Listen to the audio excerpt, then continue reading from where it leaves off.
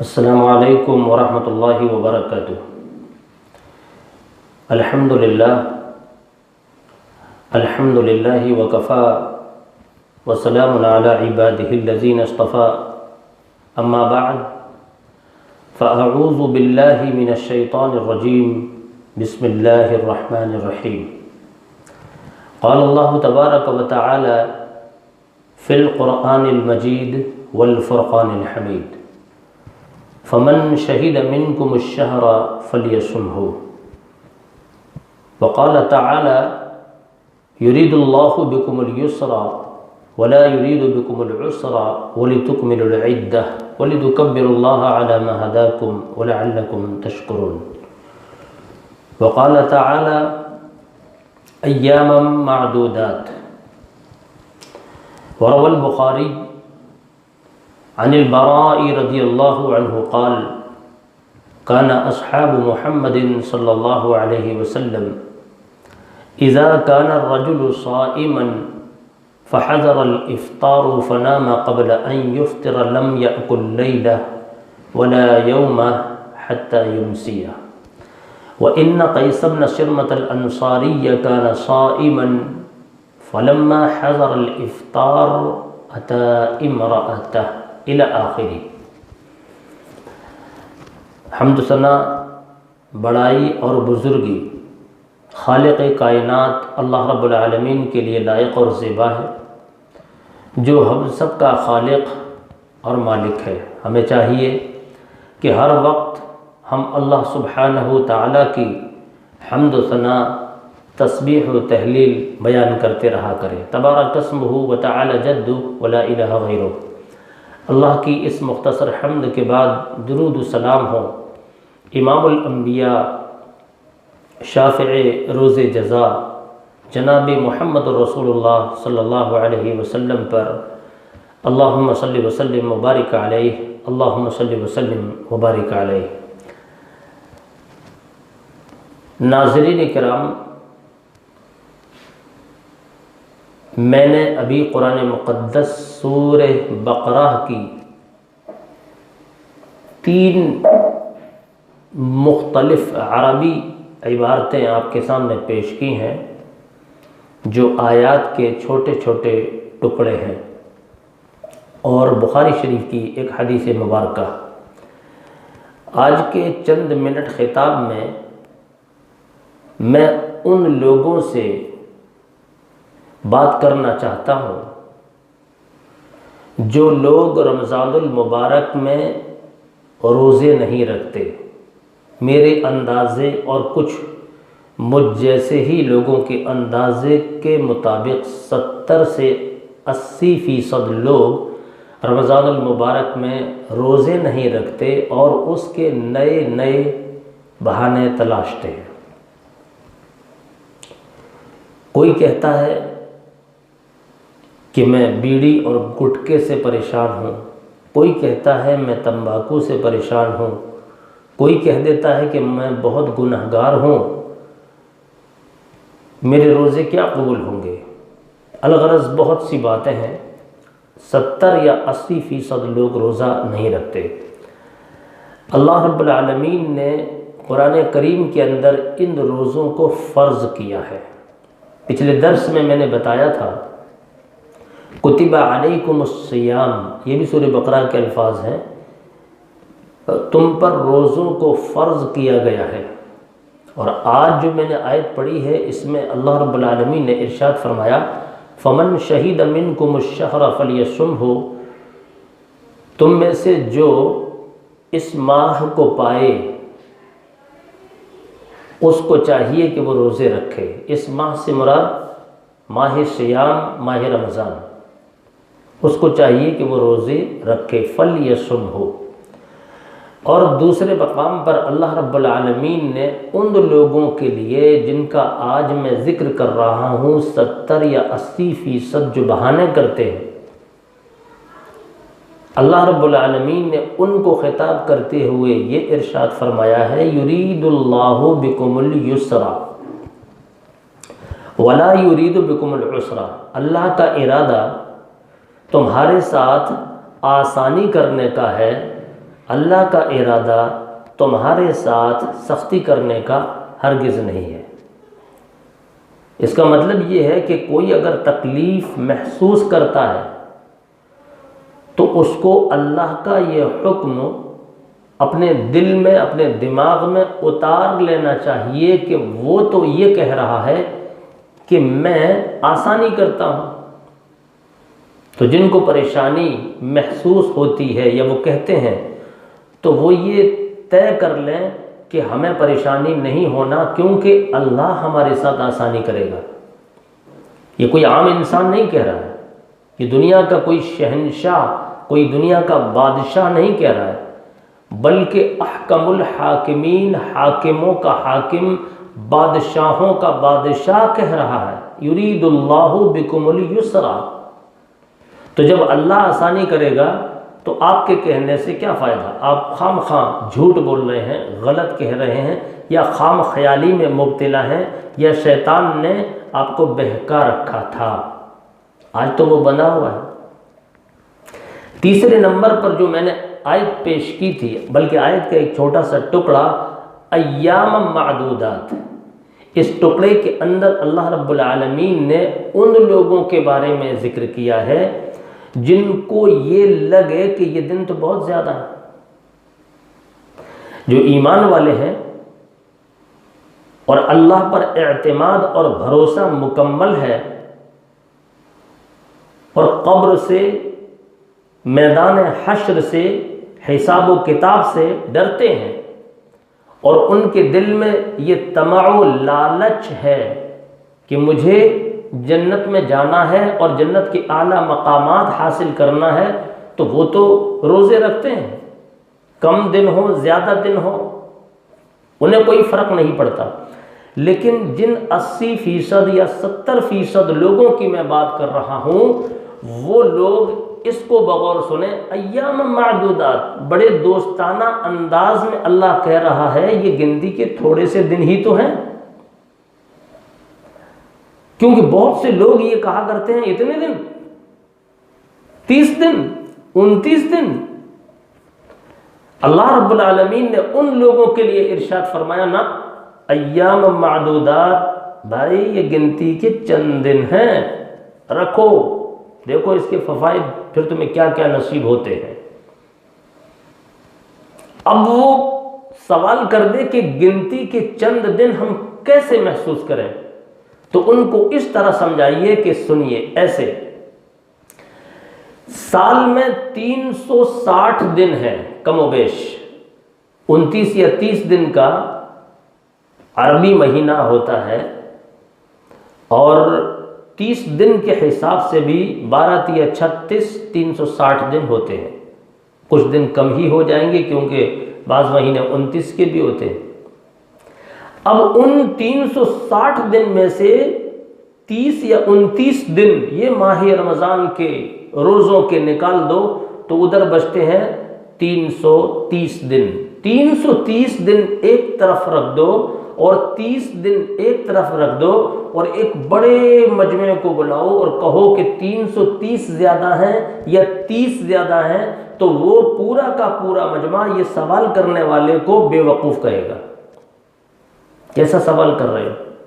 اندھے ہو، کم عقل ہو، پاگل ہو گئے ہو، کچھ علم نہیں ہے، کچھ سمجھ نہیں ہے، کہاں 330 کا ڈھیر اور کہاں 30، اور سوال کرتے ہو؟ سمجھ میں آ گئی بات؟ ایام معدودات، یہ گنتی کے چند دن ہیں، یعنی 360 دنوں کے مقابلے میں یہ 30 دن چند ہی ہیں، ایام معدودات۔ چلیے اس بات کو یہاں سے ختم کرتے ہیں، یہ کہتے ہوئے کہ جو لوگ 70 یا 80% ہیں اور نت نئے بہانے تلاشتے ہیں، ان سے میری گزارش ہے بہانے مت تلاشیے۔ یہاں مجھ جیسے لوگوں کے سامنے آپ کے بہانے چل جائیں گے، ہم زبردستی نہیں کر سکتے۔ روزہ رکھو، بندوق کی نلی آپ کے کندھے پر نہیں رکھ سکتے، کوئی چھری نہیں مار سکتے، نہیں دکھا سکتے، اور یہ غلط بھی ہے، زبردستی نہیں ہے دین کے کام کروانے کے لیے، لیکن اللہ کا حکم ہم بتا سکتے ہیں۔ لیکن میدان محشر قیامت کے دن بچنے کے لیے کون سے بہانے تلاش کرو گے جب پھنس جاؤ گے؟ اللہ وہاں کی ہولناکی، وہاں کی تباہی، وہاں کی بربادی، وہاں کا پھنسنا، اللہ رب العالمین کی شدید گرفت سے ہم سب کو بچائے۔ کہیے آمین یا رب العالمین۔ اب آئیے اس حدیث کی طرف۔ بخاری شریف کی ایک حدیث میں نے آپ کے سامنے پیش کی تھی، اس حدیث سے یہ ثابت ہوتا ہے کہ اس وقت جو روزے ہیں ان دنوں کے مقابلے میں جب اللہ کے نبی صلی اللہ علیہ وسلم حیات تھے، صحابہ آپ کے ساتھ موجود تھے، ان دنوں کے روزوں کے مقابلے میں بے انتہا آسان ہے۔ بعد میں ہوئے، ابتدائے اسلام میں یہ بڑے مشکل تھے۔ مثلا رات کو اپنی بیوی سے صحبت نہیں کر سکتا تھا، مجامعات نہیں کر سکتا تھا، اور بھی کچھ باتیں تھیں جو میں ابھی آپ کو بتاتا ہوں۔ بخاری شریف کی حدیث ہے جس کے راوی براء ابن عازب رضی اللہ عنہ ہے۔ حدیث اس طرح ہے، عن البراء رضی اللہ عنہ قال كان اصحاب محمد صلی اللہ علیہ وسلم اذا كان الرجل صائما فحذر الافطار۔ براء ابن عازب رضی اللہ عنہ کہتے ہیں کہ اللہ کے نبی جناب محمد الرسول اللہ صلی اللہ علیہ وسلم کی صحابہ جب روزے سے ہوتے، فحذر الافطار، اور افطار کا وقت جب آ جاتا ہے، جیسے آ جاتا ہے اور ہمارے سامنے دسترخوان پر اللہ رب العالمین کی بے شمار قیمتی نعمتیں رکھی ہوتی ہیں، اللہ سب کو نصیب فرمائے۔ اس وقت فیس بک پر بڑی بڑی قیمتی چیزیں شیئر کی جا رہی ہیں، دسترخوان کے دسترخوان شیئر کیے جا رہے ہیں، لوگ کہہ بھی رہے ہیں کہ یہ شیئر مت کرو، غربا پریشان ہیں، کووڈ-19 کا دور ہے، دوسرے لاک ڈاؤن کے دور سے ہم گزر رہے ہیں، کھانے کو محتاج ہیں، پریشان ہیں، ان کی مدد کرو، ان کو تکلیف پہنچے، ایسی چیزیں شیئر مت کرو۔ میں بھی یہ کہوں گا کہ آپ ایسا نہ کریں، شیئر مت کریں، اللہ کا شکر ادا کریں اور غربا کی مدد کریں۔ عرض یہ کر رہا تھا فحذر الافطار، صحابہ کا زمانہ ہے، اللہ کے نبی موجود ہیں اور روزے سے ہیں، اور افطار کا جب وقت آ جاتا فنام قبل ان یفطر لم یأکل لیلہ ولا یوم حتی یمسیہ، اور افطار سے پہلے اگر وہ سو جاتا، اس کی مثال میں یوں سمجھاؤں کہ آپ گھر کے اندر تشریف لائے، 10 منٹ پہلے افطار کا وقت ہے، سارے بیوی بچے آپ کے سامنے بیٹھے ہیں، آپ بھی بیٹھ گئے، لیکن آپ نے سوچا کہ ابھی دیر ہے، ذرا چھت پر جاؤں اور ایک کام کر لوں، ایک حدیث ہے دیکھ لوں، اور آپ نے کتاب لی اوپر چڑھ کر اور حدیث دیکھنے لگے، اتنے میں افطار سے چند منٹ پہلے آپ کی آنکھ لگ گئی، کیونکہ آپ تھکے آ رہے تھے، کمزور ہو گئے تھے دن بھر کے روزے سے۔ بچے یہ سمجھے، بیوی یہ سمجھی کہ آپ باہر نکل گئے، انہوں نے آپ کو بلانا چاہا، نہیں بلا سکے، فون بھی آپ کا اندر ہی رکھا ہوا تھا، فون کیا تو وہ گھر کے اندر ہی بیل بج رہی ہے، یا پھر فون ہے ہی نہیں، آپ اوپر سو رہے ہیں، تو جب آپ کی آنکھ کھلے گی تو آ کر کے افطار کریں گے نا، کیونکہ وہ مجبوری ہے، لیکن اس زمانے میں ایسا نہیں تھا ابتدائی اسلام میں۔ فحذر الافطار، جب افطار کا وقت آ جاتا، فنام قبل ان یفطر، اور اگر افطار سے پہلے کوئی سو جاتا، لم یأکل لیلہ ولا یوم حتی یمسی، تو چونکہ اب وہ اٹھا ہے، افطار سے پہلے سویا اور افطار کے بعد اٹھا، رات ہو گئی ہے، اندھیرا ہو جاتا ہے، لم یأکل لیلہ، تو سزا کے طور پر ابتدائی اسلام میں یہ تھا کہ آپ رات بھر اب کچھ بھی نہیں کھا سکتے، اور رات بھر ہی نہیں، ولا یوم، جب رات ختم ہوگی یعنی صبح سحری کا وقت آئے گا، تمام لوگ سحری کریں گے، لیکن آپ سحری بھی نہیں کریں گے، اور صبح بھی دن بھر کچھ نہیں کھائیں گے، حتی یمسیہ، یہاں تک کہ دوسرے دن پھر وہی افطار کا وقت آ جائے، شام ہو جائے۔ کتنا سخت تھا، 14-15 گھنٹے آپ نے روزہ رکھ لیا ہے، اور 14-15 گھنٹے کے بعد چونکہ آپ سو گئے تھے تو آپ پر یہ کوڑا لاگو ہوا کہ اب آپ رات بھر اور دوسرے دن بھر نہیں کھائیں گے، گویا کہ 24 گھنٹے، اور 24 کے اندر آپ یہ 14-15 گھنٹے اور ملا دو، کتنے گھنٹے ہوتے ہیں آپ اندازہ کرو، شروع اسلام میں یہ تھا۔ اب آگے چلیے، یہ قانون کے دوران ہی وَإِنَّ قَيْسَ بْنَ شِرْمَةَ الْأَنصَارِيَّ كَانَ صَائِمًا، قیس بن شرمہ نامی انصاری صحابی روزے سے تھے۔ فحضر الافطار اتا امرأتہ، افطار کا وقت ہوا اور وہ اپنی بیوی محترمہ کے پاس آئے، اور آنے کے بعد فقال لها اعندک طعام، انہوں نے اپنی بیوی سے کہا کیا آپ کے پاس کھانے کو کچھ ہے؟ بیوی نے جواب دیا قالت لا، نہیں ہے۔ یہاں پر ایک غور کرنے والی بات یہ بھی ہے کہ وہ زمانہ غور کیجئے کیسا تھا۔ شوہر باہر سے آ رہا ہے، اس کو یہ بھی نہیں پتا گھر میں کچھ ہے یا نہیں، اور آج 1 2 3 گھنٹے پہلے ہم سب کو علم ہوتا ہے کہ گھر میں کیا کیا بن رہا ہے۔